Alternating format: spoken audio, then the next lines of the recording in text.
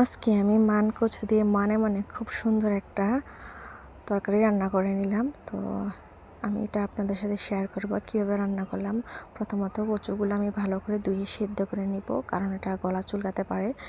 তারপরে আমি ভালো মতো মশলাটা কষিয়ে এটা ভালোভাবে কষিয়ে নিতে হবে। কচু যারাই যখনই রান্না করবে এটা ভালোভাবে কষিয়ে নিতে হবে। যত কষাবেন তত এটার তরকারিটা স্বাদ বাড়বে। যতক্ষণ কষাবেন এটার মধ্যে চেষ্টা করবেন রসুন বাটা পেঁয়াজ বাটা ভালোভাবে বেটে দেওয়ার জন্য। আর এদিকে আমি ইলিশ মাছ বেছে নিলাম, তরকারির উপরে দিয়ে দিলে ইলিশ মাছটা। মানে আজকে রান্নাটা খুব সুন্দরভাবে করেছি, খুব সুন্দর হয়েছে আলহামদুলিল্লাহ। তো আপনারা বলবেন কেমন হয়েছে এটা রান্নাটা। এই তো ভালোভাবে এটা রান্না করতে হবে, কষিয়ে নিয়ে অনেকক্ষণ সময় ধরে এটা রান্না করতে হবে।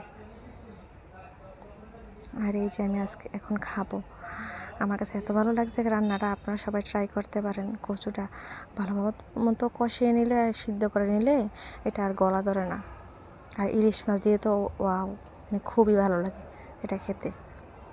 আপনাদের সবার দাওয়াত রইল আমার পাশে আসার জন্য।